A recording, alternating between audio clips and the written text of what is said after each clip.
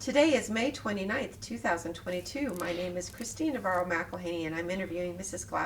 Glaspie for the Commemoration and Contextualization Initiative. We're on the University of Texas at Austin campus in the Moody College of Communication Studios. Thank you for agreeing to be interviewed. This interview is being recorded, and the unedited copy will be housed at the archives. Please know that if there is anything you do not wish to discuss, I will honor your wishes. If there are any topics you wish to discuss and I haven't asked you about them, please do bring them up. Lastly, if we need to take a break or get a drink of water or any other reason, please let us know. Are you okay? I'm fine. Deep breath. It's going to be good. It's going to be great. Oh my gosh, this is just going to be very informal, and so thank you for agreeing to do this. Let's go ahead and start with a little bit about your background, about where you grew up, and about your family. Go ahead. Well, my name is Janice McCullough Glaspie. I grew up in Houston, Texas. I attended the school of at Waltrip in Houston, and then I left Houston to attend the University of Texas. I attended the University of Texas starting in 1972, fall of 72. I married in 74, so I was at the University of Texas from 72 to 1978. I attended on campus. I lived on campus for a while, and then after marriage, I attended night school, and I actually completed my degree in night school. So I'm going to go back just a little bit to grade school. Were you in Houston? Mm-hmm. Can you tell me a little bit about what it was like growing up in Houston and a little bit about your parents? I actually attended a school called John Osborne. I was blessed to have my mother as one of the teachers in the school, so we all went to school together and came home together, and so that was awesome. My parents, their siblings, on both my mother and my dad's side, attended Prairie View University, and I decided that I would be the first one to change that and to attend the University of Texas. And from then on, my sisters followed me. But my childhood was great. We were in the black community in Houston called Acres Home, and I lived there and attended school in that area until integration time. In the 8th grade, I actually attended a middle school that was integrated. There were maybe 5 or 10 of us in that school, black students in the school. But that was an interesting experience.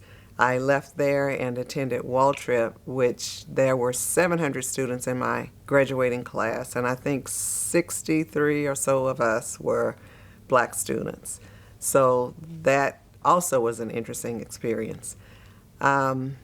And I left home again in 72 to attend the University of Texas there.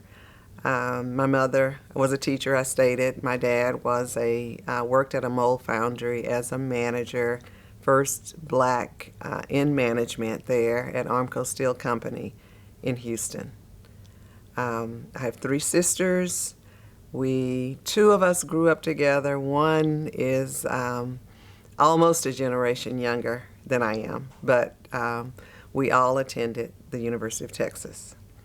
So I'm going to ask you your parents' names, and then if you could tell me a little bit, something special about your mother and your dad.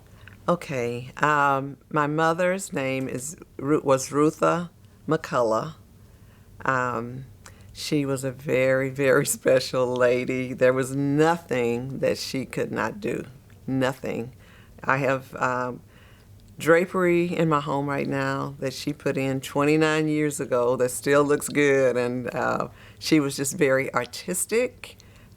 She did hair, she made prom dresses, she did everything for us and cooked. She could have owned a restaurant. She was so good with the cooking, and she just did so many special things for other people.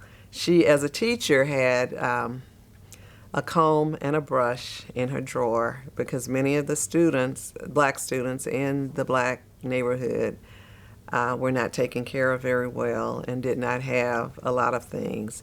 She even made dresses for some of the girls that were her students in her classes. So she was a very special lady. My dad lived to 56 years, so we did not have him very long. The most devastating loss in my life was the loss of my dad at that time, but he was very special. He did things for, he picked up people from grocery stores who didn't have rides and did different things for other people. After he retired, he was busy trying to help those who needed help, and he played softball until he was 55 probably, right before he died. He was very athletic. He was smiled a lot, great smile, and they were just loving parents. His parents were in Galveston, so we went to Galveston a lot as kids. Our family did. My mother's parents were in Houston. We were not very far from where they lived. We had Sunday dinner with them. My grandfather was our pastor of our church, and so there was a lot of camaraderie in our family. The siblings, my mother's siblings, everybody came together on Sundays, and it was just an awesome family experience. Can you tell me a little bit more about those Sunday dinners and how important they were to your family and what that was like? Well, it was interesting. As younger kids, we were in the kitchen, at the kitchen table, and the adults were in the dining room, at the dining room table. But there were always discussions, and we as kids would try to listen to what the grown-ups were saying. It was just an awesome time. I actually, on my mother's side, I had 2 aunts and 1 uncle. And on Sunday after we finished everything, my mother's sister, who had no children, would take us to get ice cream, and that was a special deal. But we did a lot of things together. We had picnics. We went crabbing, which was a big thing in that Houston, Galveston area. We everybody supported everybody. And it was quite different from today. Families seem to be more distant, but for us, we just stuck together, went to church together, had dinner together, and nice times. And you also mentioned that I believe your father-in-law was your pastor? My grandfather. Your grandfather was your pastor. So what was that like?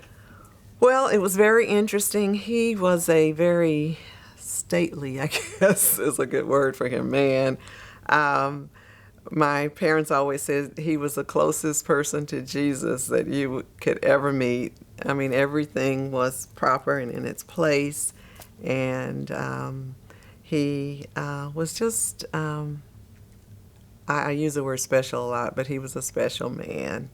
And he used to drive my grandmother to go shopping. She didn't drive. He did the driving for her, and he would patiently sit in the car while she shopped. And it was just, and they did a lot of traveling together at that time.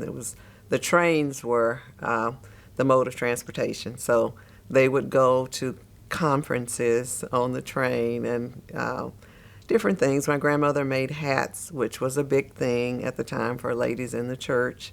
She would make their hats and sell hats, and she did hair. And at that time, she actually charged 50 cents for each person that she did hair for. So there was a lot of things. There were a lot of things going on. My mother's sister was a music teacher. She had a sister who was a nurse. She taught at the University of Oklahoma. She taught at Prairie View. She taught several places. So they were all very educated, active, and involved in the community and in different, aspects of life. My mother's only brother was a chemist, and he taught chemistry, and so they just were brought up well, and they try to bring their families up well. So Could I trouble you for your grandmother and your grandfather's name, please? my grandmother was Leela, as my sister. Her name was Leela Callis. My grandfather was Emil Callis. And he died early, as well as my dad, but we just treasured the time that we had with him. What's your fondest memory of them? We used to just love to go to their house and eat, because my grandmother, as I said, my mother was a good cook, but my grandmother was a really good cook, and my grandfather would take this time to play with us occasionally, and I guess that is my fondest memory of him. Just some of the occasions that we had. Once we were blessed, I guess, to attend a large conference in Houston where he spoke, and our choir was a part of that, and that I will never forget. That was a special moment for him and for us. You've mentioned, can you talk a little bit about the role of the church in your life and in your community? Mm-hmm. I guess because I was brought up in the church and we went to church all the time, I loved going to church. I sang in the church choir, as did most of my family members. And when we moved before we moved to Arlington, there was a church from Arlington that came to our church, and they came as they were going to Astroworld, and so they stopped at our church. I think it was a Friday evening, and they sang, and I just loved the singing that I heard from this church, and they had a big pastor, and it was an awesome time. And as the years rolled by, I was 15 then, we moved to Arlington. Never thought that I would be attending the church that had come to our church that time, but I was able to attend. My husband and I decided we would check several churches, and when we got to this one, we really liked everything and felt the Spirit of God there, so we decided we would stay at this church. And as it turned out, it was the same church that had come to my church earlier.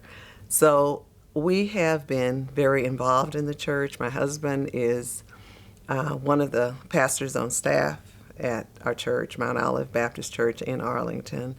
I serve now as lead Sunday school teacher of a class of ladies, 40 to 48, and we have 9 teachers in the class. So there are quite a few teachers, but I am blessed to be able to be a part of that class. I was able to chair. We have a huge women's conference, usually maybe 200 to 300 ladies. I was blessed to be able to chair that conference one year, and I just do whatever I can in the church. So it has been very important in our lives. We have strong belief in God and Jesus, and so we're just totally involved and committed to the work of the church. You light up when you talk about the church and the blessings you've been given.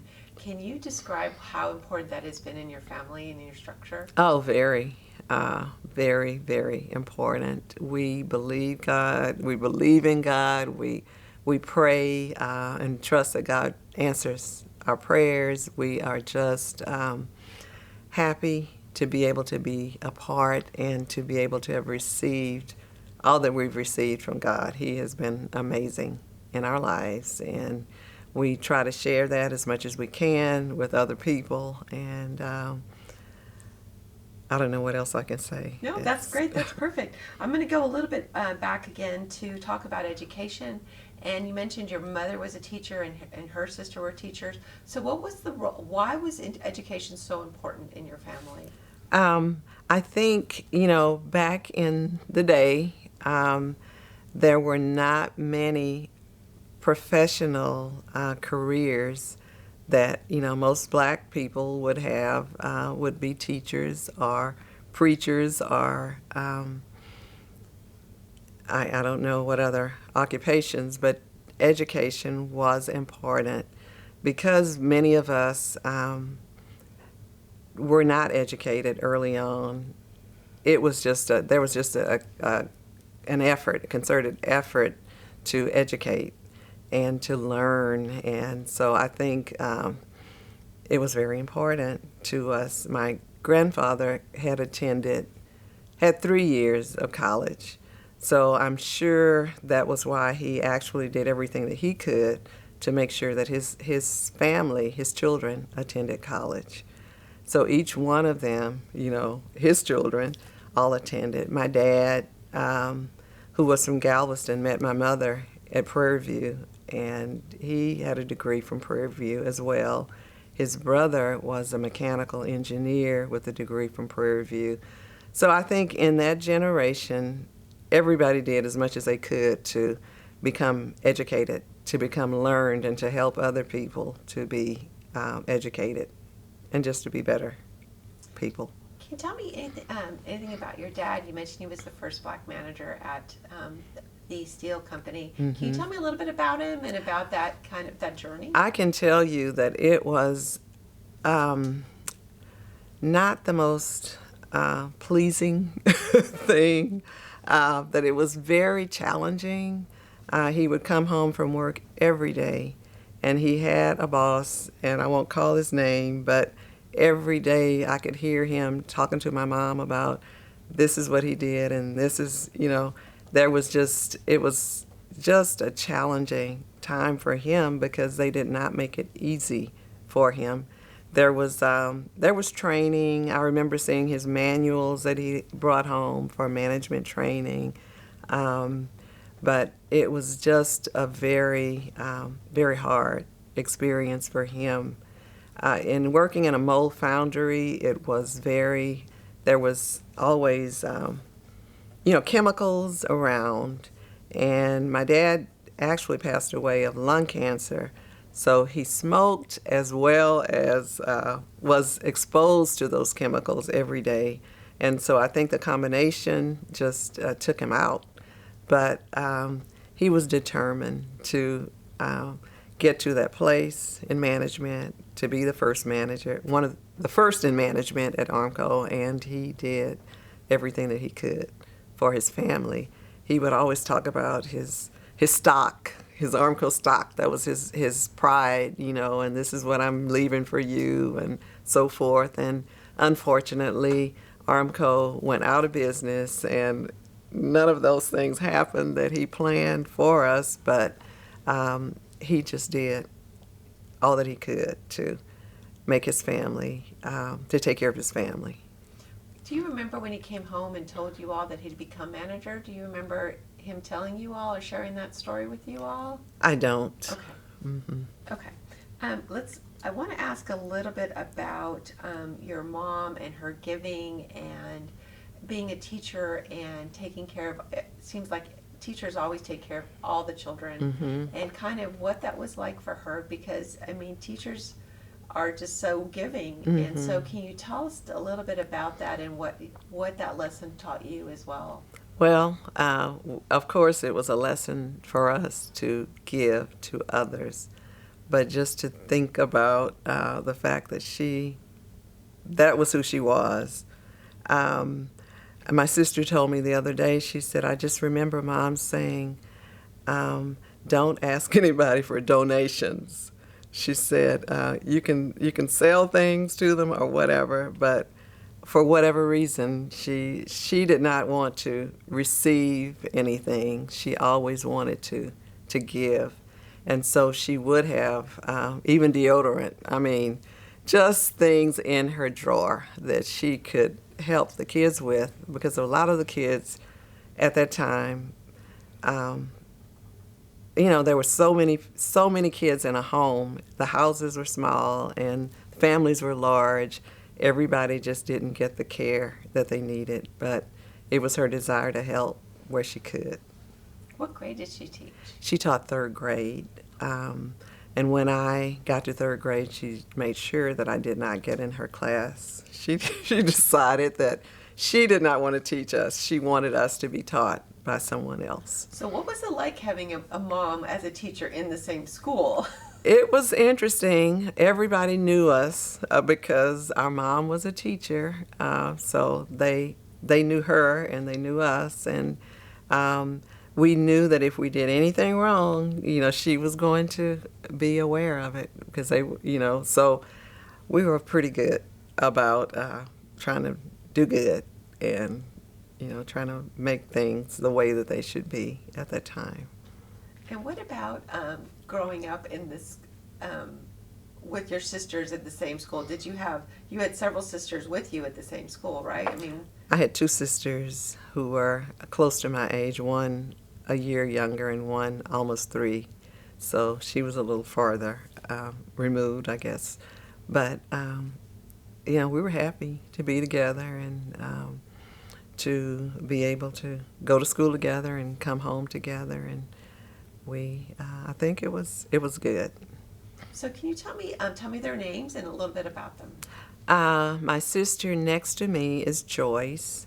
She graduated from UT the same year that I did. I was a little late, but we graduated together. She is a business manager for Baylor right now and is a pretty structured person, and she's just I think I would think she's a good manager. I'm sure she is, but we just enjoyed the times. She used to do a lot of reading when we were growing up. That's all she did. She was the quiet one, she was the reading one, and you could find her sitting somewhere in a corner reading a book. So that's Joyce. Carol is very active. She just draws people to her. She's in ministry. She has just retired. She was an assistant director at Children's Hospital. St. Joseph? No, not St. Joseph, but a Children's Hospital in Houston. And she retired just last year. She's a very busy person. She makes you laugh. She's fun, and she has a lot of, just charisma, I guess. So can you tell me? I didn't tell you about my third sister, Okay. Monica. She is 17 years younger than I am, and she also graduated from UT prior to attending Howard for her law degree. Monica has just a desire to help people, just like our mom, and she has a group across the country of ladies that she just encourages them to get together, to do things together, to just remember that they are not alone. And so she's written a few books, and she's just all about helping ladies. And so it's been a blessing to ladies. All of you are very giving. Do you think who can that be attributed to? Both of our parents. So let's any grade school educators that were influential, that kind of helped you along the way that you want to recall or remember? Any teachers or parents? I remember Mrs. Bradford. She was a lady, a no-nonsense teacher, and I think she just helped all of us to stay on track, and I appreciated that and loved her, and that was a good experience. So you mentioned that in middle school that you were one of the few that integrated. Handful. Do you want to talk about that? I don't know that I have that much to share, but we, just a few of us attended a school. Black was the name of the school in Houston, and it was, I think it was easier than I thought it would be. I think it was a little harder when I attended high school, the integrated high school. But my time at Black was not bad. Do you want to talk about the time when you went for high school? There were a few things that I don't know that I want to share everything, but I had a couple of not so good experiences in high school as a result of integration, but I made it through. So I'm grateful for that. Okay. I'd like to, were there any teachers or people or family members that helped you kind of going through high school, especially during these challenging times, that kind of were instrumental in helping you kind of work through it, or kind of? I think mainly family. I would say it would have been family that helped, and the fact that there were others. I was not the only one. We all stuck together. We all, helped each other, and we made it through. Could you remember their names of the individuals? Yeah, I had a friend that I have today named Anne, one named Sandra. Those are probably the two closest that I had while I was going to school. I can't even remember. I'm thinking of another person, but I can't remember. But we were just, go ahead. No. So what did you all do? What did you all do? High school friends and. We didn't really do anything outside of school. We used to go in the morning. We go to school early. There was a Shipley donut, which we love Shipley's. So we go and get donuts in the morning before school together, and we talk. At lunch, we would get together and we talk. But anything else that we did, I think maybe on the phone, talking on the phone occasionally. But as far as school, other activities outside, we did not. When I graduated, we were in our own little group, and everybody else was the other group. So we had the little group, there was a big group. When I graduated, there was a 10-year reunion, and I was kind of excited about seeing the Black students for the 10-year reunion. So my husband and I went to Houston. We got there. There was one other Black couple there. The guy had on a smoker jacket, and one of the students walked up and asked him for service to serve them. So that was like the first bad experience that happened there. And then I discovered later there was an article in the Houston paper, unknown to me, that said that my class was having a reunion at a park that did not allow Black students to swim in the pool.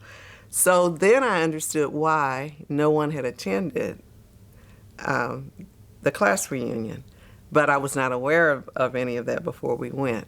So that kind of gives you an idea of where we were. This is in 1982, which we should not have been experiencing those things at that point in life, but still, that's what happened.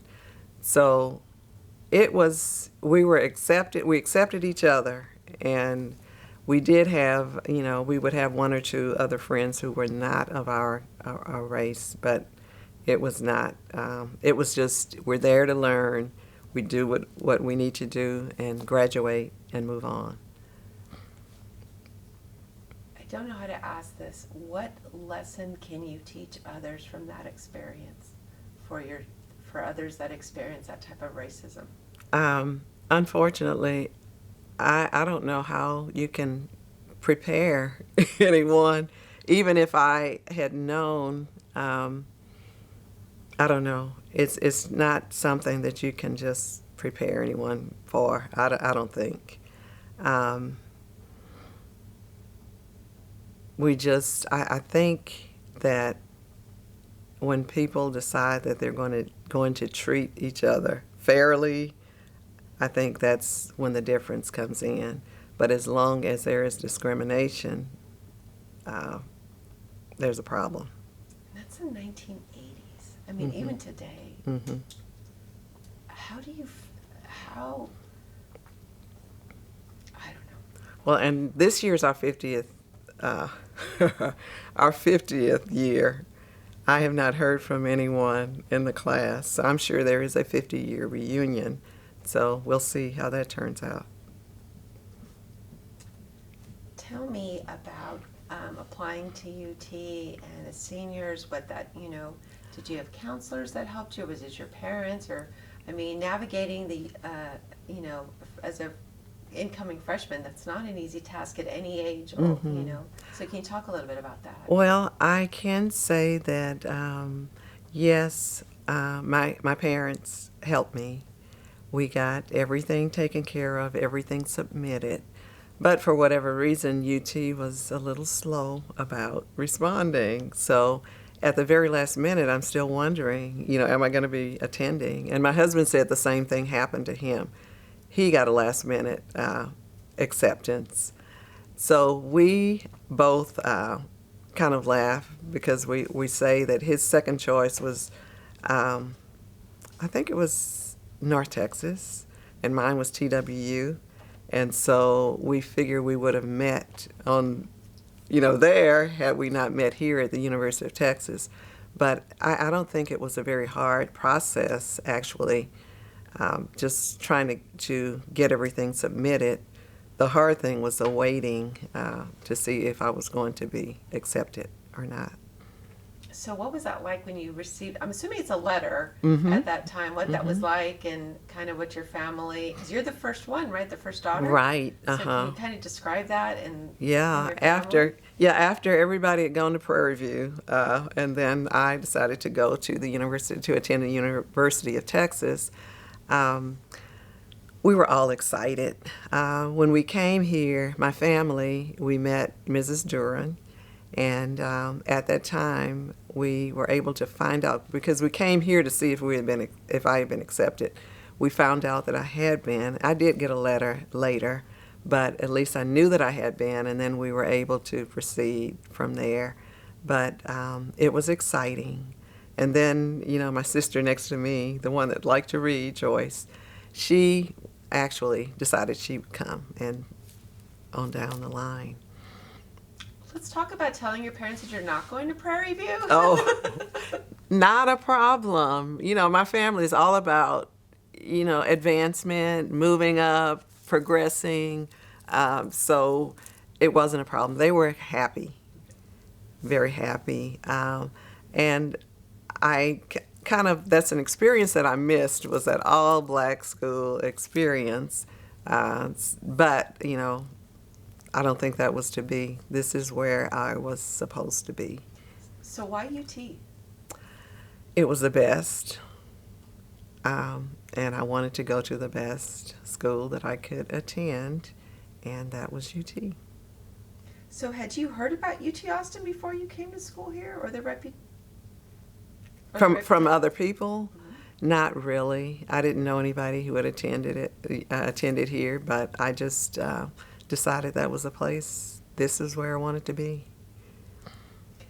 So do you recall the knowing about the this Sweat versus Painter case? I didn't know about it until much later. Okay. Do you recall talking about it in the community or anything? No. Okay. So what was your journey like coming up to the UT campus? You said Mrs. Durham. Can you tell a little bit about her? I've heard wonderful stories. Oh, Can you tell me a little bit about her? She was a very tiny lady, very warm, very motherly, very kind, just someone who could help you. If you needed something, she was the place to go was to go to her and ask her for help, for answers, and she would help you do whatever you needed. When I met her, I met her with my parents, but then I came after I came to school, I talked to her, and she was so warm, and she told me my husband is 7 years older than I am, and we met here. And when I met her, I guess I was in school, and she said, "Oh, we were dating." She said, "I just remember when he lost his grandmother." And so she was so warm. She just remembered everything, and it touched her heart when anyone was hurt or anything happened to anyone. She felt it, and she was just supportive and a good person, a good resource, a good motherly substitute, I guess. You said that your parents initially met her. So what was that interaction like? It was, just introductions and just knowing that there was a person who could help me if I needed something. That as large as this university is, there was one person that I could go to. And of course, that was reassuring to my parents. So what was it like when you initially came onto campus to find out whether you had been accepted or not? Oh, this place was huge. Absolutely. Just overwhelming, I guess. But it was exciting. The fact that I was going to be going to school here, and, I just was excited. So talk about the timeline. So you find out that you're coming to UT here. So now you have to go home and prepare. And tell me what that was like and what you did and and then what that journey was like. Well, it was great. We went home and started preparing and started gathering things, that I need to bring to school. And I was just excited. I was going to be living in Chester. And, it was just it took a little time to find the right dormitory and so forth, but when I decided Chester was it, I felt I had made the right decision in selecting Chester, and it was a good experience. So tell me about living in the dorms and what that was like, and move-in day, and how your parents reacted and everything. Oh, my mother was a crier, so she cried. Everything was just, she's a very warm and a caring person. And so I think it was a little hard for her. But for me, I was like, bye. I'm here, I'm ready to move on. And, it was just a fun thing, just feeling like I was grown up and ready to move forward. It was great. The thought of living in a co-ed dormitory back then, that was a special, different thing, because most of the dormitories were women and men, separate individually. But that was I think it was a great decision, and it was the right one. So it was a co-ed dorm. Mm-hmm. So coming from was your mother and parents nervous about that, or no, not at all? Okay. I don't think so. And how did they feel about you coming to UT? Were they? They were happy. I think they were proud of the fact that I was doing that. Back, in those days, that was progress. Moving from a family at Prairie View University to a family of University of Texas graduates was progress. So let's talk about your freshman year and what that was like for you, and figuring out campus. And it was interesting, but I figured everything out. I think I did I had a lot of activities. The first day here, there were, I think, about 7 of us. We all got together, walked over to the co-op together, and we were shopping for different things. And on that day, I walked over to, my husband was actually working in the co-op. And he would take when you walk in, you have to leave your bookcase. And so he would take the books and do that. And I actually met him that day. And so that was in the summer, because we all came just a little before. And so I met him and never thought that would be my husband one day. But the group that I was with, I was a fun group, and we were all excited. New freshmen. There was one girl in our group who had actually been here because she came. I don't know if she had come to I think she had come to orientation, so she was able to kind of show us the ropes, and we all gravitated together, and it was just a fun beginning. Can you remember their names by chance? I do. Good, that's wonderful. I had Oreen was my roommate, and I don't remember her last name. TJ from Fort Worth, Terry Jones, I think was his name. Keith Douglas. Gwilyn was my first roommate. And then there was also Deborah Witcher, who was the one who had been here and was showing us around. And there was, I believe Deborah Clarkson may have been with us. But it was just a group of people just kind of checking everything out. So first impressions of the university, did you all go walking around, or what did you all? Yeah, we did. We walked around. We went to the co-op. We came back, and we kind of, I can't remember if we went by the AC or not, but we were just getting to know everything as much as we could, and it was good. So can you tell me a little bit about, did you all go out together?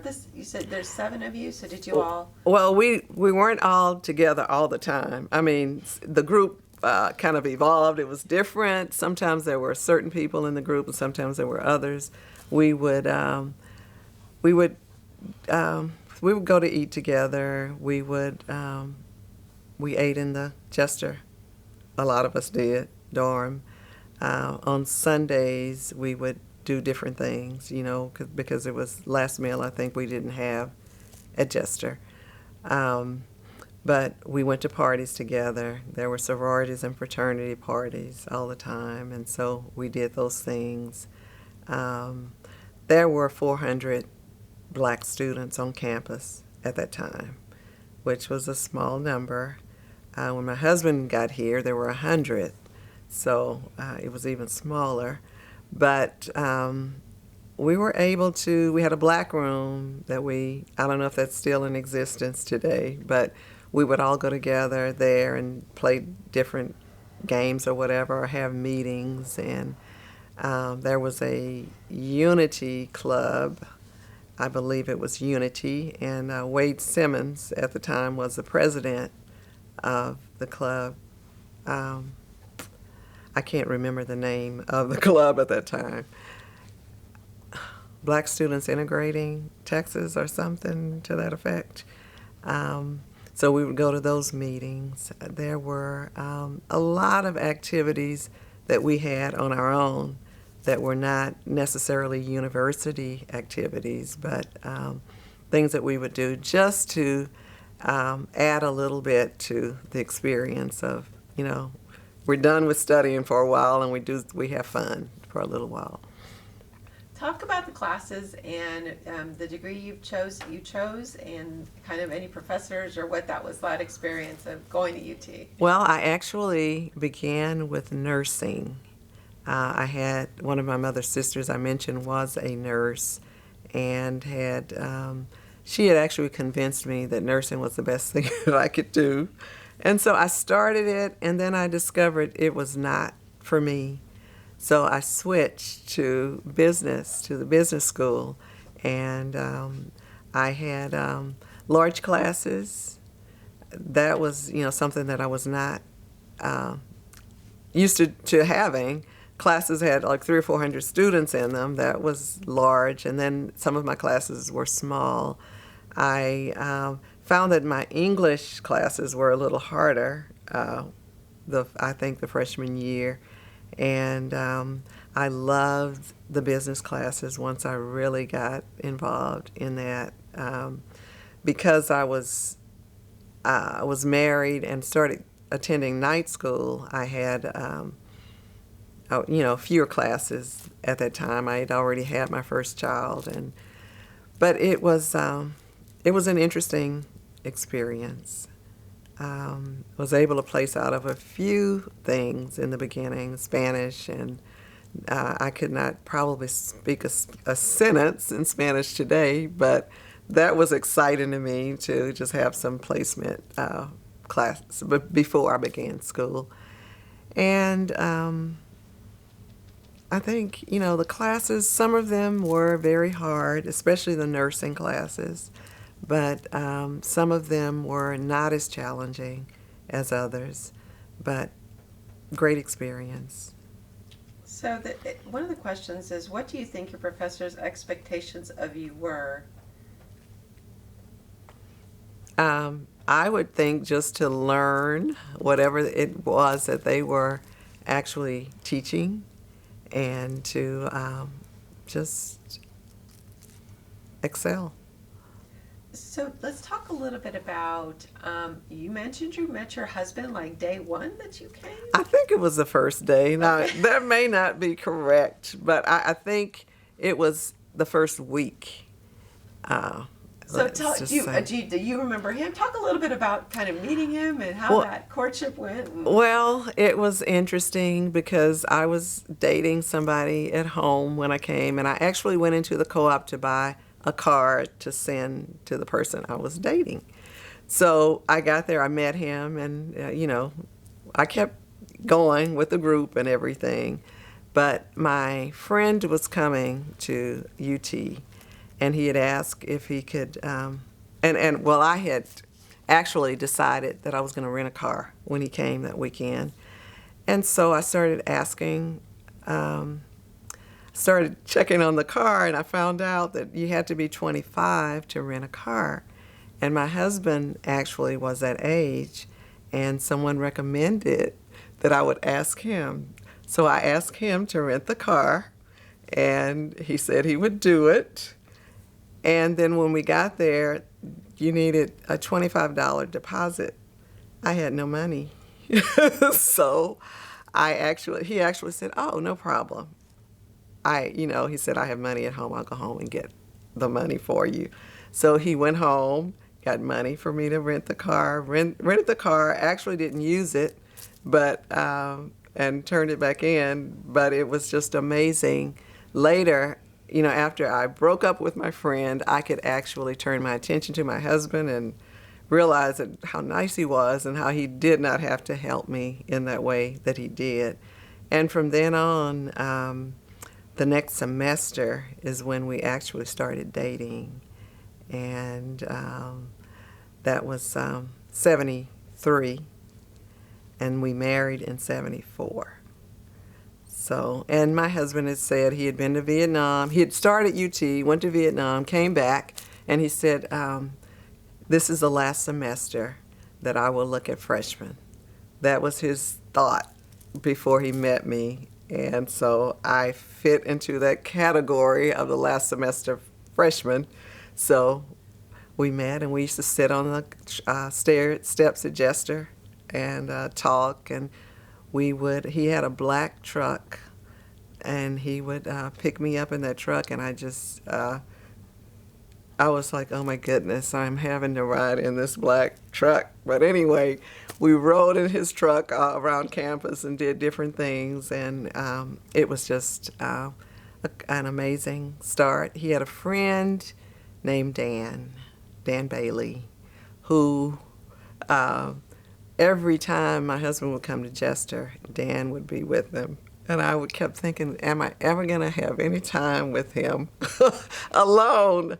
So eventually we got married, and Dan and his wife were in our wedding, and she also attended school here. And then we were in their wedding, and anyway, I guess the rest is history. So I have to ask you this question. Did he initially know why you were renting the car? Or He did. He did. Mm-hmm. And he was still willing to do it. He was. That's just a testament, I guess, of the kind of person that he is. So how did he ask you out, and how did that exchange go? And Oh, the first date was March 9th. He was going to, I can't remember the name of the concert. So we were going to a concert. And no, I'm sorry. Let me correct that. That was second. The first actual date, we had gone to the basketball games. At that time, they had the high school tournament basketball games here every year. And so after the games, they would have a dance in Gregory Gym, and we would go to attend the dance. Well, my friend and roommate, Oreen, I said to her, I said, I am hungry. And so she said, Mike, Janice is hungry. And so he said, oh, you want to go get something to eat? And so we went to this pancake house. I can't remember. Uncle somebody, I think, pancake house on the Dragon. So we went to the pancake house and we ate. That was our first, I consider that our first date. He does not, but it's unofficial, I guess. But to me, it was. So we did that. And then the next time, my birthday is March 15th, we went to the concert that I mentioned. And it was a lot of fun. And from then on, we were dating. And he came and asked my dad for my hand. And my dad spent an hour in the bathtub. And then he came out to talk to him. He and my husband actually waited while he was in the bathtub. But anyway, you can take this part off if you want to. But it was a good thing. He, my dad said okay, and we got married. what was it about Mr. Glaspie that just you knew? Oh, he was just charming, and he had this way of looking at me out of the side of his eye that I loved. And he smoked a pipe, and he did all of these little things that just where it was. I thought he was so mature and just a caring person, and he was fun. And loved music, which he still does today. We still attend several concerts, and we just were attracted to each other.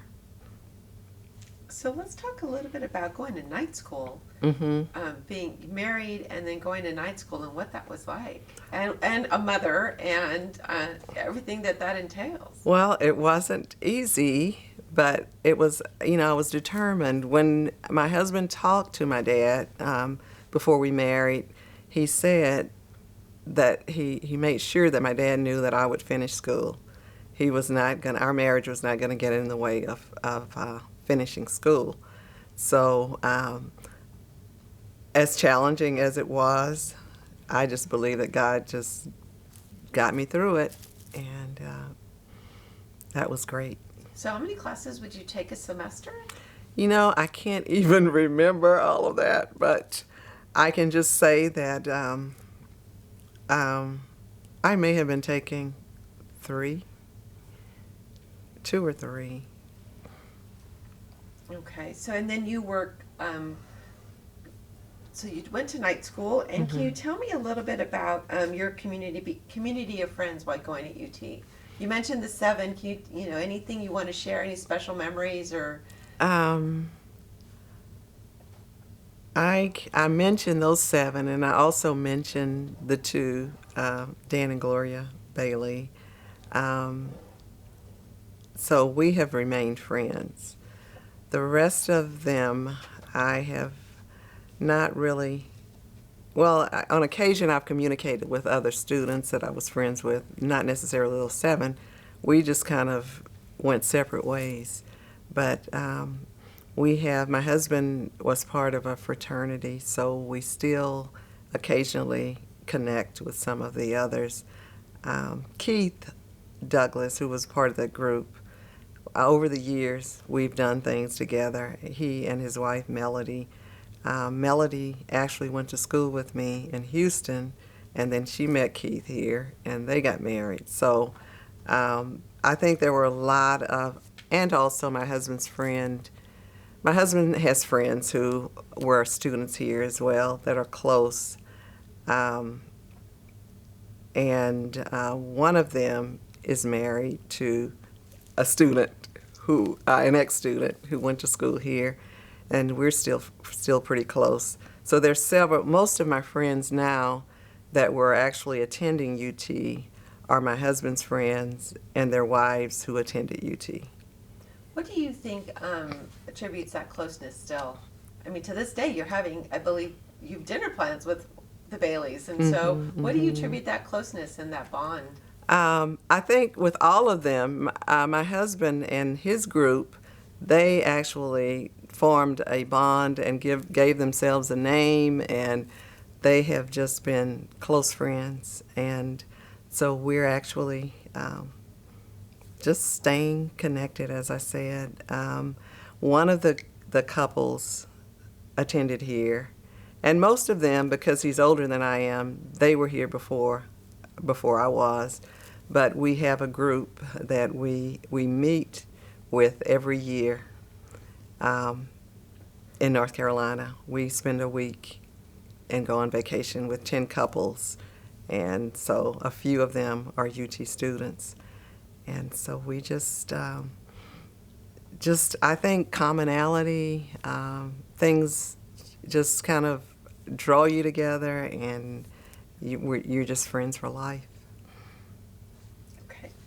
Yeah, it's hard to describe what going to UT. People connect when they say they went to UT. Mm-hmm. I don't, and someone who didn't go to UT, I don't understand it. Mm-hmm. But everyone that said, I mean, they can relate so quickly, and they just like lifelong friends. And so I'm just trying to kind of gather what that sense is or how to describe it. I don't really know how to ask that question well. Well, I know my husband's best friend also went to UT.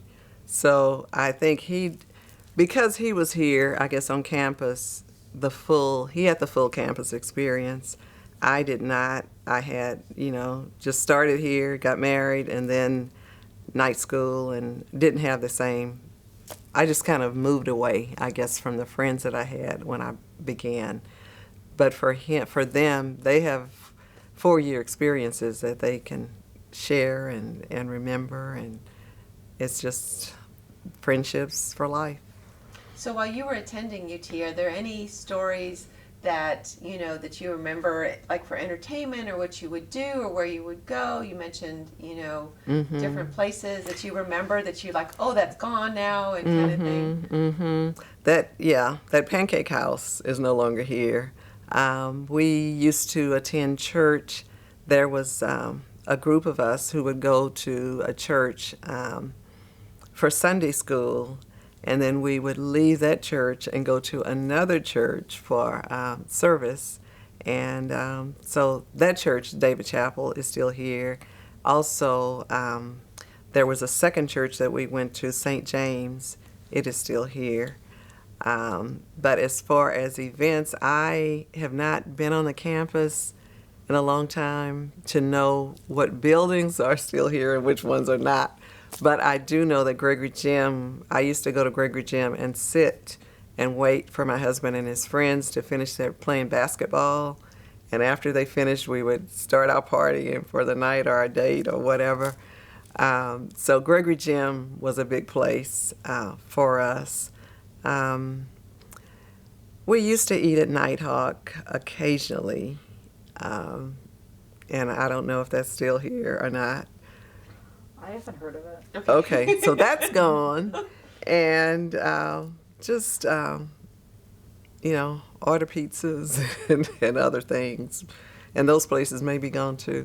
But So you mentioned that your husband was in a fraternity. Did you go to any functions with him while he was here? I did. Can you talk about those functions? They had parties all the time, and so we did that. They did have a ball they called the Alpha Ball. He was in the Alpha fraternity.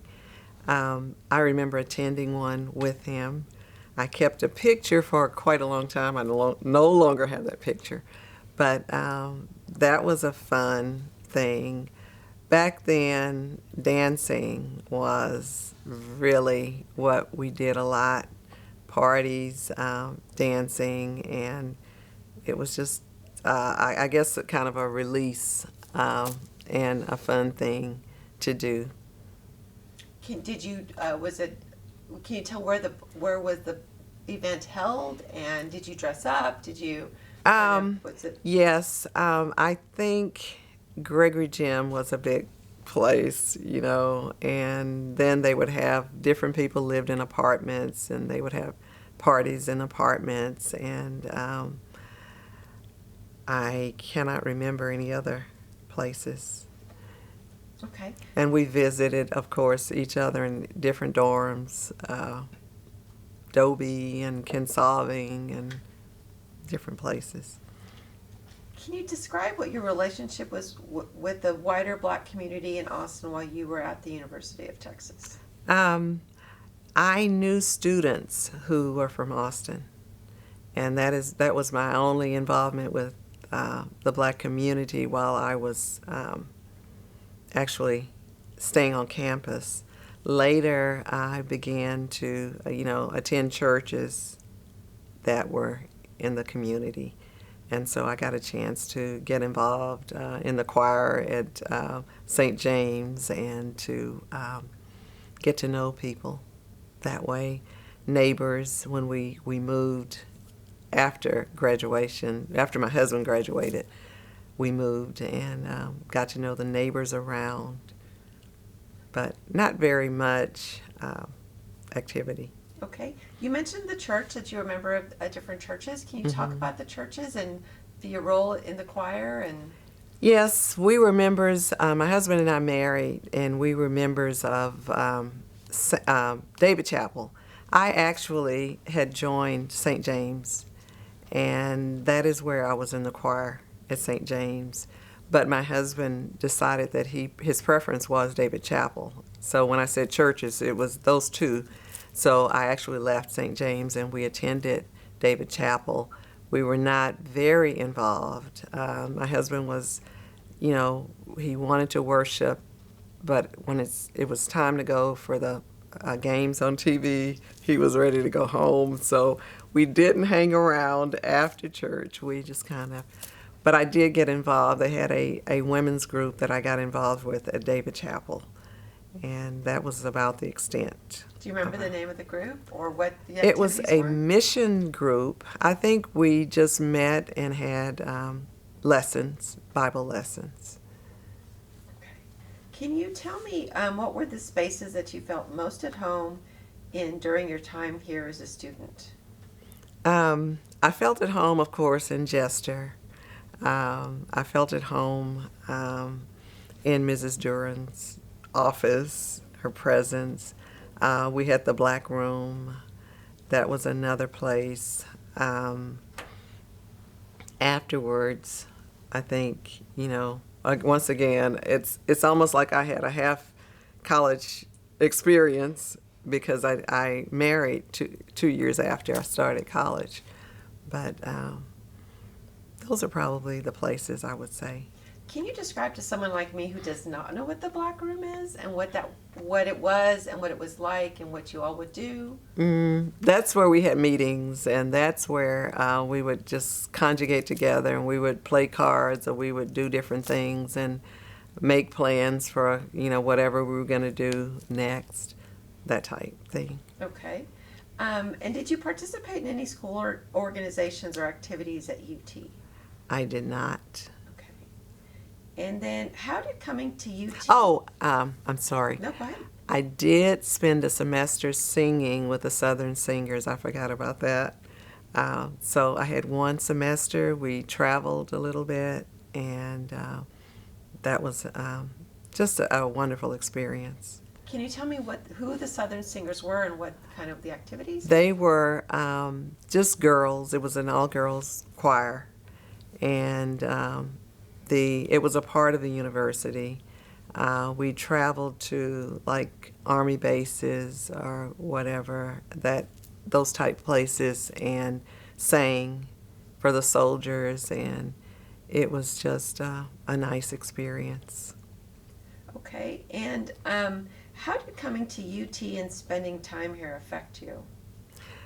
Um, as I was telling my husband today, I was reminded of a time that my last move in my career, I actually, the boss, the manager that I had, actually looked at my resume and said, "Oh, you went to UT." And every time I would apply or interview for anything, that would just be the thing that would stand out, I think, on my resume was the University of Texas. So I know that I made the right decision in doing this.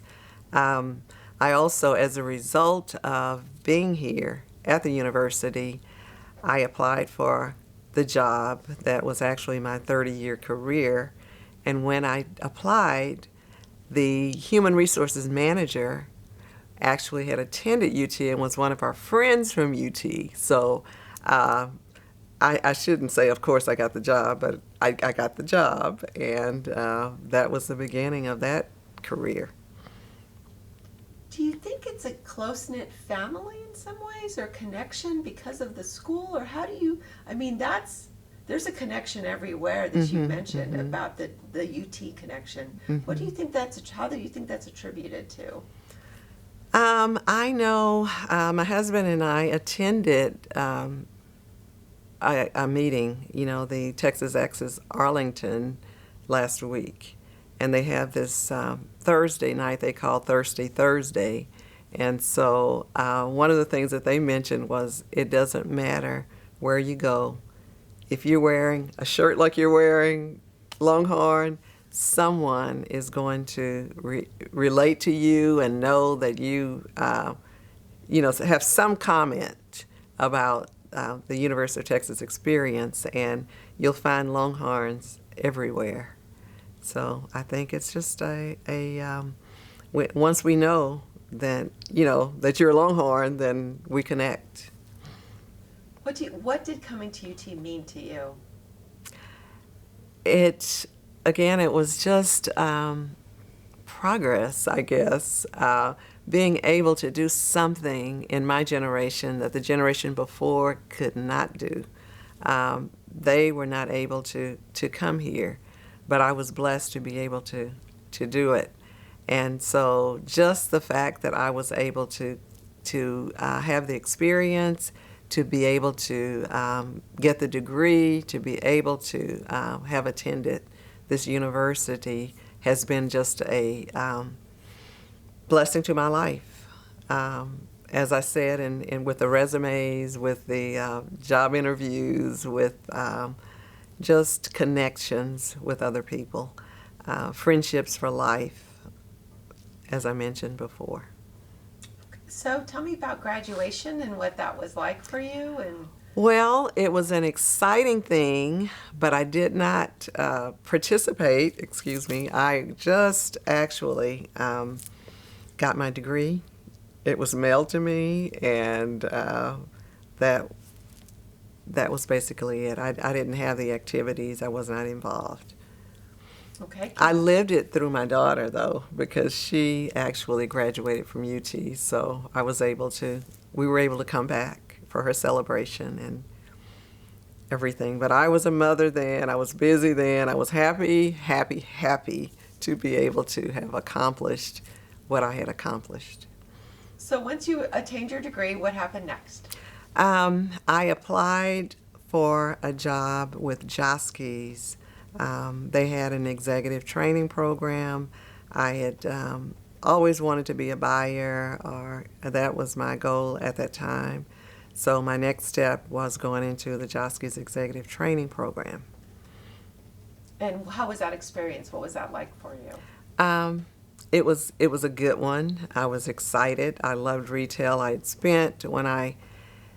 At 16, I started working in retail, and so I knew that was where I wanted my next move would be. So when I got that job, I was excited, and I was able to kind of get some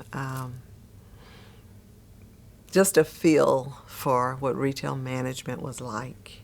and so that was my beginning.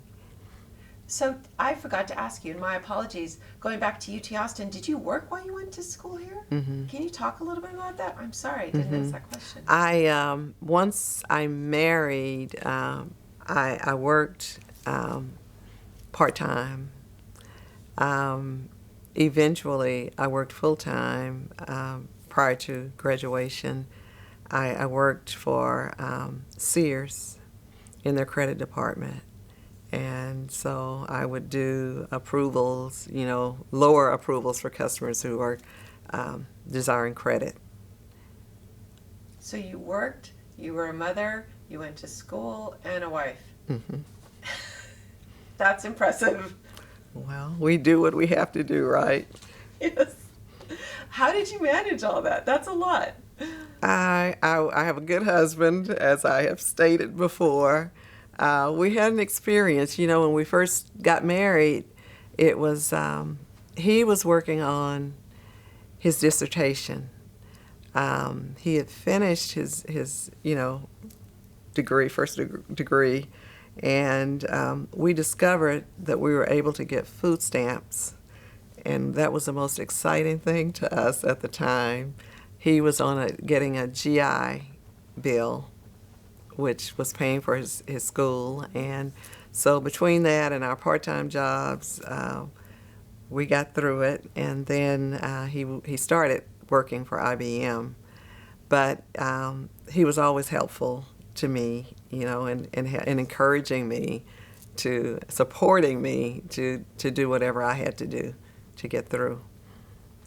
Thank you. So tell me, after Joski's, what did you do? What happened next? Or where did you move, or what happened next? Yes. After Joski's, we moved. My husband started to work for IBM, and so we actually moved from IBM moved us from Austin to Waco, Texas.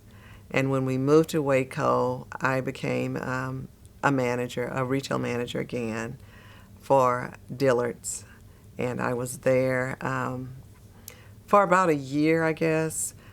We traveled actually on the weekends. We did not like Waco, so we would go either north, south, some way. We'd leave. We would go to Dallas, which was where his parents were, or we would travel to Houston, which is where my parents were.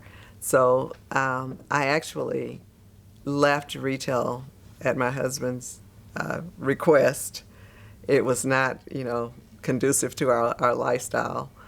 And from then on, IBM moved us to the Dallas area.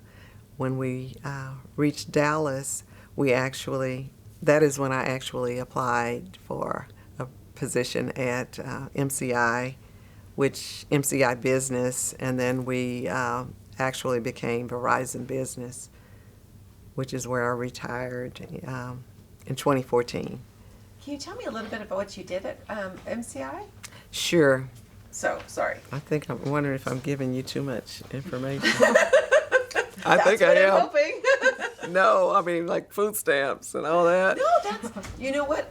I lived on food stamps. That's how I got through grad school. Okay. So yeah, no, I can relate I was a mom, and so I can relate to all of this. Oh, great. So this is why, and I guess I'm trying to, so there's lessons for others that are listening, because as a mother, trying to, it's hard. You're struggling. You're living through it, and to know that you came out the other side, and how do you tell someone that's in the middle of that, and you tell them don't give up, and so those are kind of what I'm trying to really kind of dig for. I guess. And you asked me for a lesson from the other high school experiences, like the swimming pool thing, and I don't know how you can't really help anybody.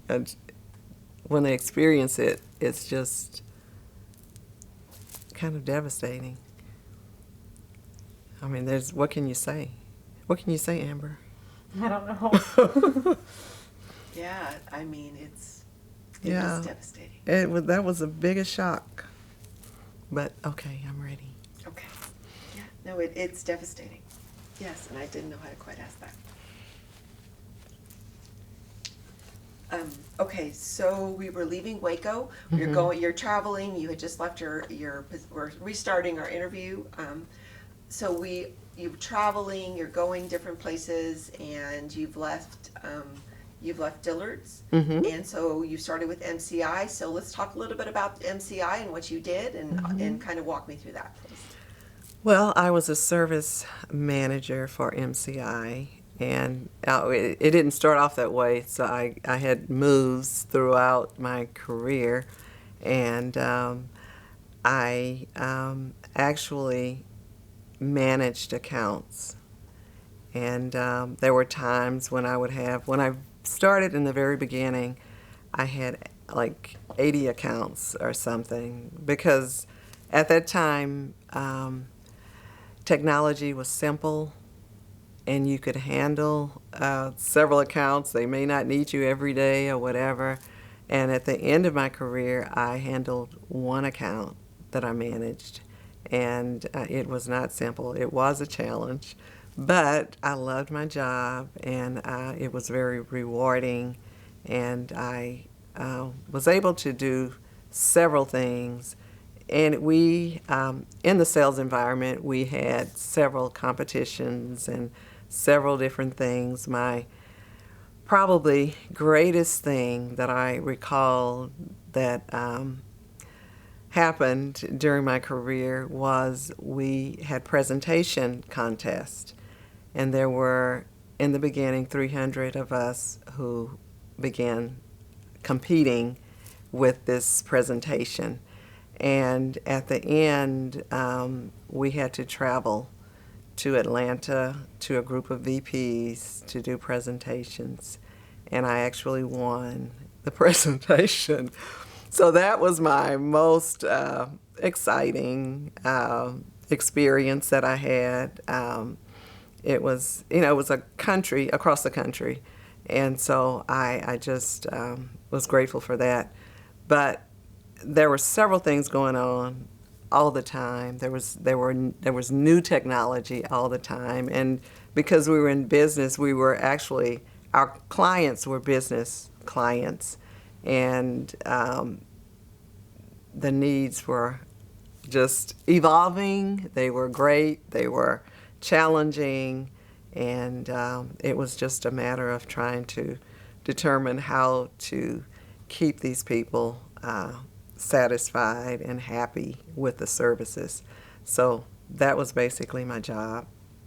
Let's talk about that evolving technology, because telecom is always evolving constantly. So how did you all kind of pivot or adapt, or what was that like working in that industry at that time? Because you were at a pivotal moment at that time. When I started in '84, we had codes. People were entering codes for long distance calls. That was commercial, that was residential, everybody.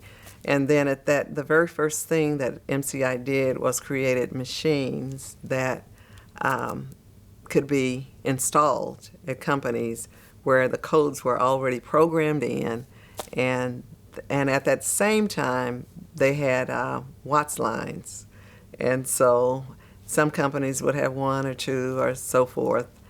But in the end, technology had just evolved into this totally different, I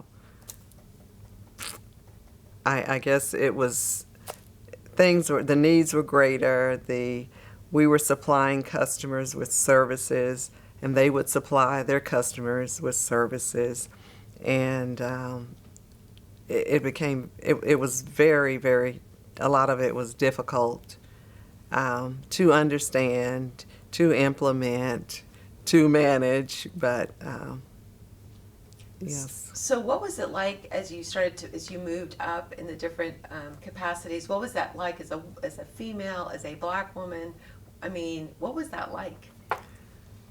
I think it was awesome. I was just blessed to have good management, and they were to be able to be rewarded as they did.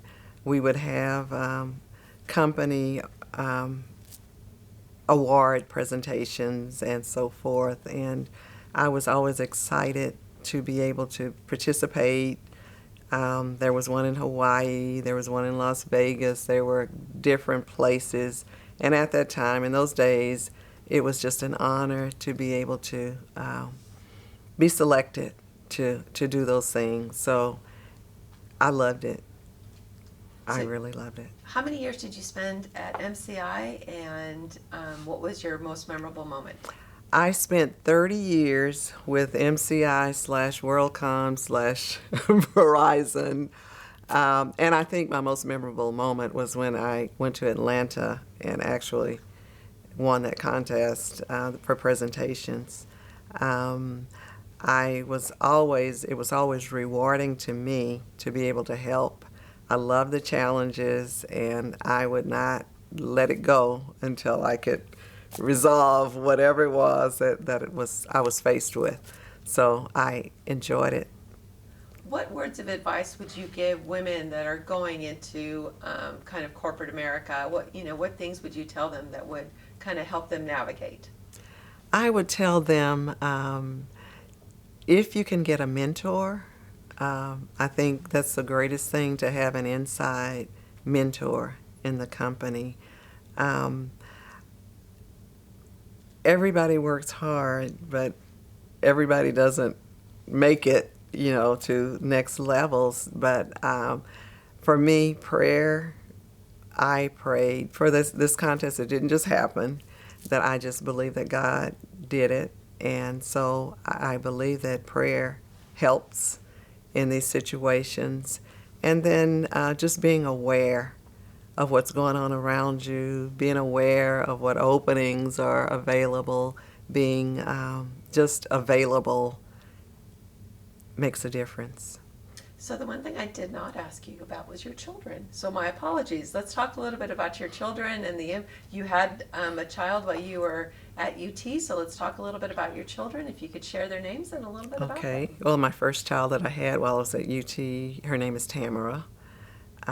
She attended UT, and she's the one that I said I lived through her graduation, since I didn't have an actual one myself. But Tamara is a director at a company, SAP type company, and she works with SAP applications. She attended college here in the engineering school. She designed the engineering T-shirts one year. She was the leader for Engineering Week one year.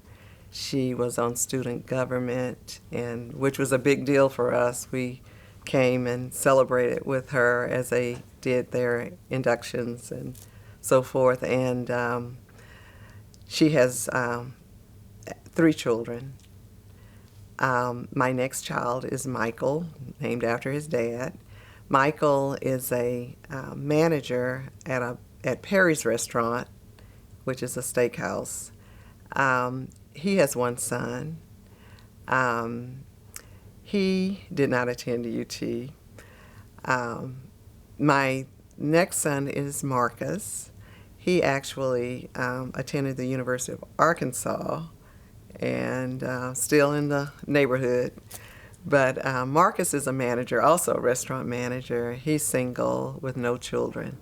So we have 4 grandchildren and 3 children.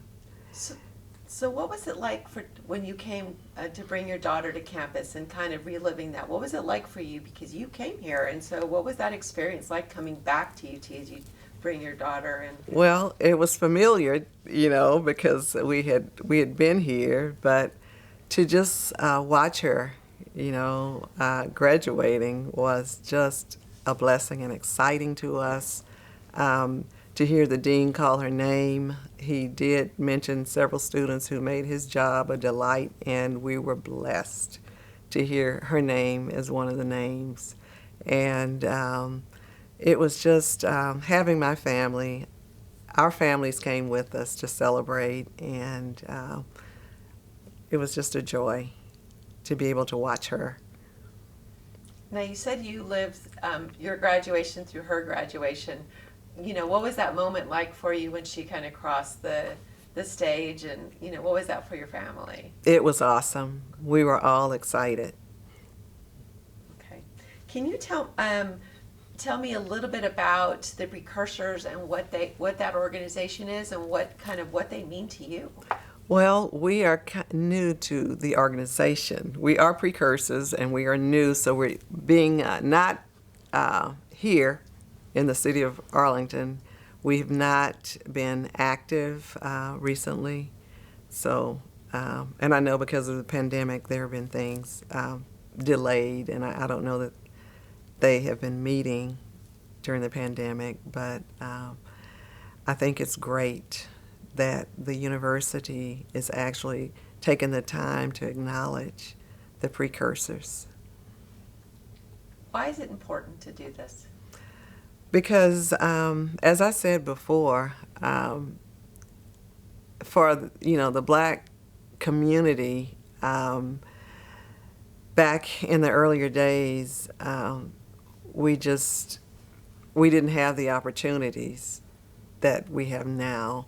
And I think it's important for our children, their children, to be able to see the struggles. Everything doesn't come easy.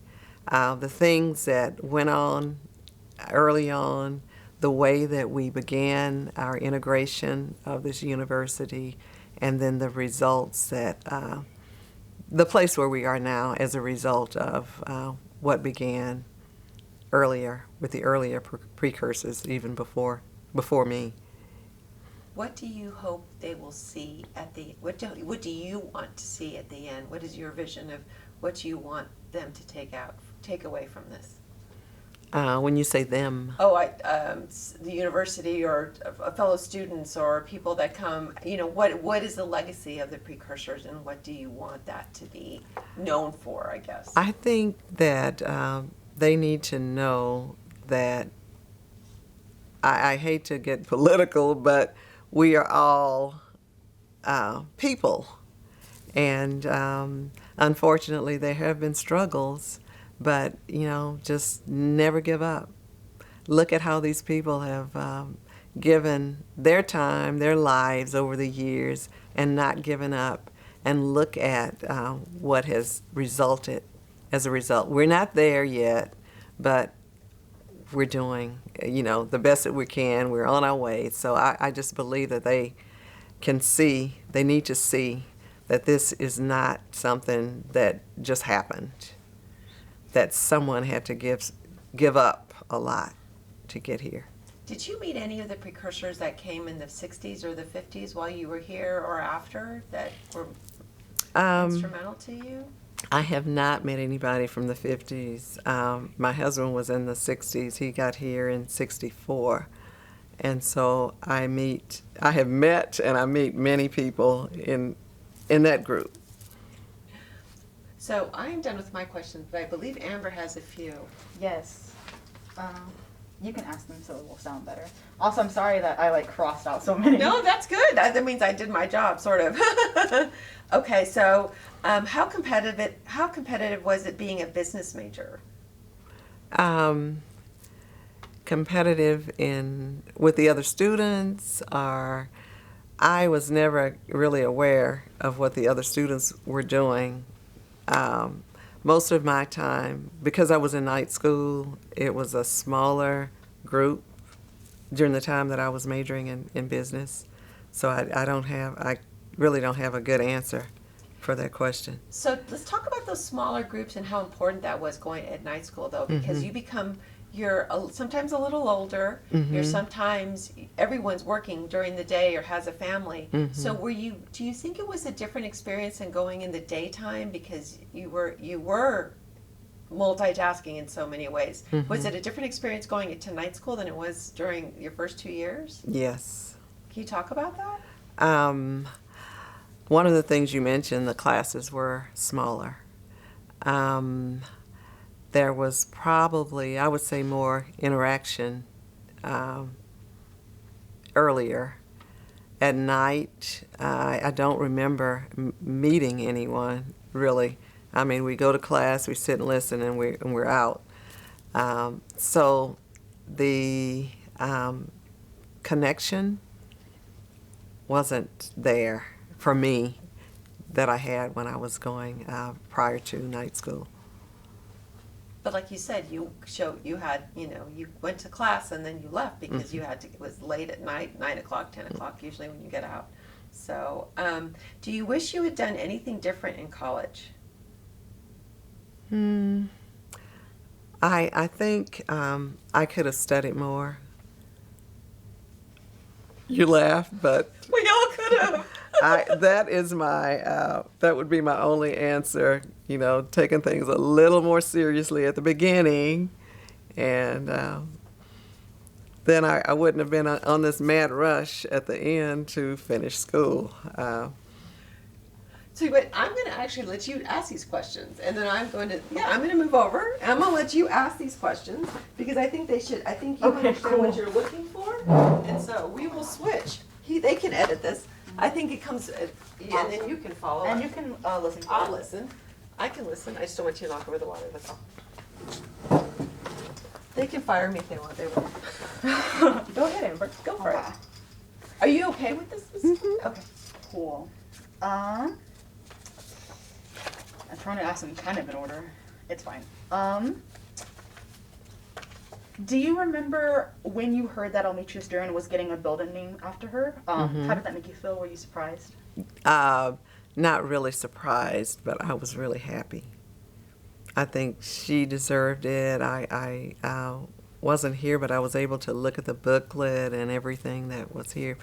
We came to on one of the tours, and that was just really exciting. Just to know the university had thought that much of her to do that. Yeah, it's interesting because I've been a part of like multiple interviews, and the one consistent factor is that they all mentioned her, which I thought was really cool. And also they mentioned that she's like one of the only buildings that's not named after like someone because of money reasons. Like she's named after because of her effect on the students. But yeah, that's really cool. Could you speak a little bit about your experience being a black woman at UT? Being black at UT is like the main focus of these interviews, obviously. But being a woman also comes into play when you're in college and stuff like that. And how did it affect your life, and specifically your college life? Or did it? Well, I had such a short college life, but I never saw anything different because I was a woman. Maybe some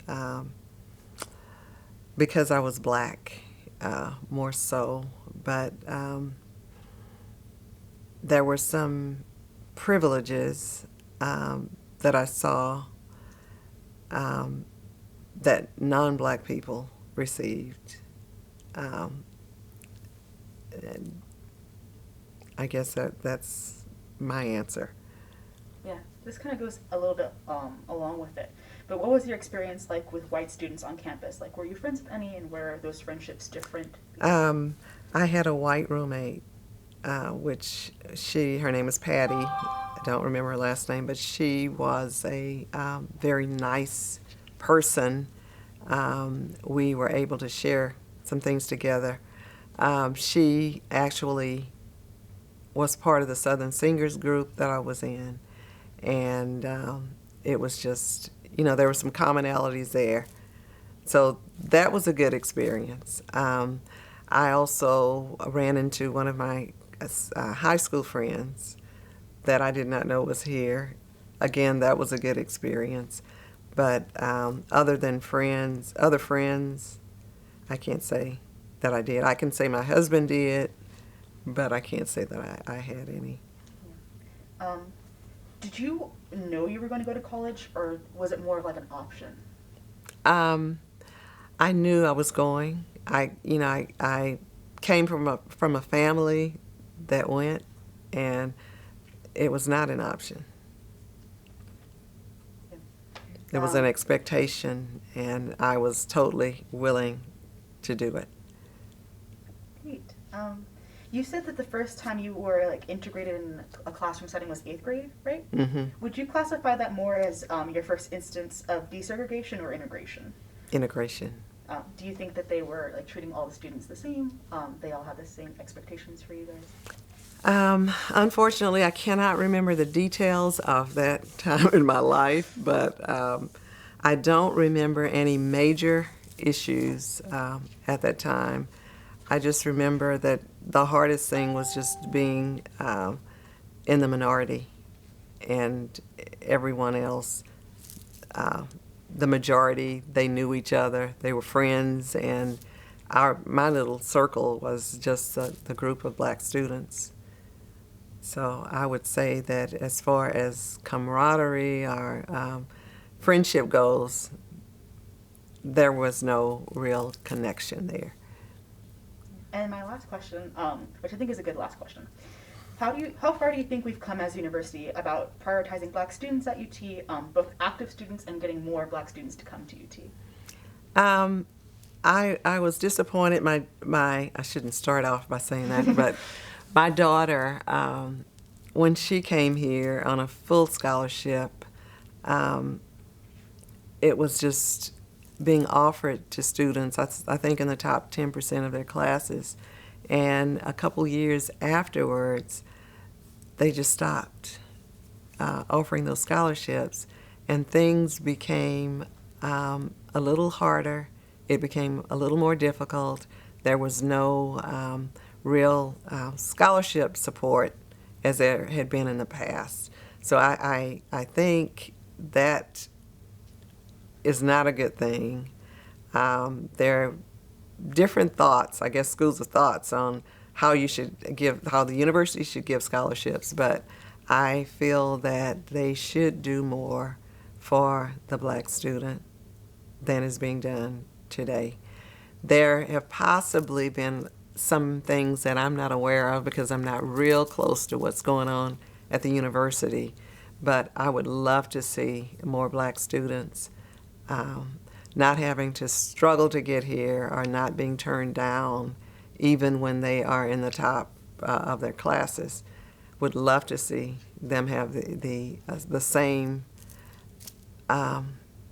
ability that I had, the same experiences that I had. And when I say that, I mean in being able to attend the university. What class is your daughter again? She was 94. Yeah, I was really surprised when you said that she was in the engineering college. Mm-hmm. What was her specific? Architectural engineering. That's crazy. That's super impressive. Yeah. Do you know anything about like her experience? Like you were at graduation, Mm-hmm. so in terms of like the whole graduation, was she like one of the only black women? Now, I don't know how many. I'm sure she was not the only one. At that time, there were more there were 1,000 black students on campus. When I was here, there were 400. So I'm sure there were others. But she just had opportunities because I don't know how many black students had been on student government, but opportunities afforded to her, and the dean was very instrumental in helping her, and the fact that she was able to chair the engineering week, that doesn't happen every day. So for her experiences were better, but unfortunately the closeness of the black UT community was lacking by the time she got here. I guess because there were so many. But her experience was great. So I think the experiences, once you get here, maybe they may be better, but it's just allowing more students the opportunities, I think we're lacking here. And I'm sure there's some things, again, that I'm not aware of, but it's a great university, and I think more black students should be allowed to have that experience. Just one more question, sorry. In terms of like majors, so you were a business major and she was an engineering major. Do you think or I don't know if you can even answer this question, but like in terms of like the difference between majors and like the majors that black students have, like if that's more like, because I feel like it's more common in like music and like the arts, but those are like very like business and engineering are really difficult majors specifically at UT. So do you think that it has anything to do with like the amount of Black students that are those majors, or if it's like more, I don't know if that's really even a question, but like I guess like, do you think your experience was different being a business major than it would have been if you were a music major or something like that? I'm sure. Yeah. I feel like it is as well. I actually talked to Clotilde Hayes, and she was a music major, and she said her experiences were great because music majors tend to be much more accepting, and like arts majors. And the way I view business majors and engineering majors is they're more like studious, and they're like there's also more stereotypes that come with them. That's why I asked. I would agree with her. Yeah. Okay. Do you have any final closing thoughts or things we didn't cover? I don't. I just thank you so much for this time, and I think it's great that the university has given us the opportunity to come back and share and to do the things that you all have planned. So I just wish you the best in what you're doing, and hope that you can reach the students. We'll do everything we can to give you names and help. So this is awesome, and I thank you both. Thank you. Thank you so much. You can turn this